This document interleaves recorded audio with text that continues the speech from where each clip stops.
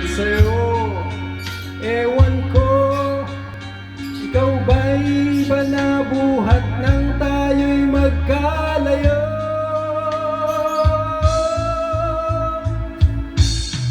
Kapit kamay, tayong dalawa, nakangiti at kapwa masaya, at ang tunay na pagmamahal, nakalarawan kahit kupas na. Isa itong yaman ng puso ko, makulay na yugto ng buhay ko.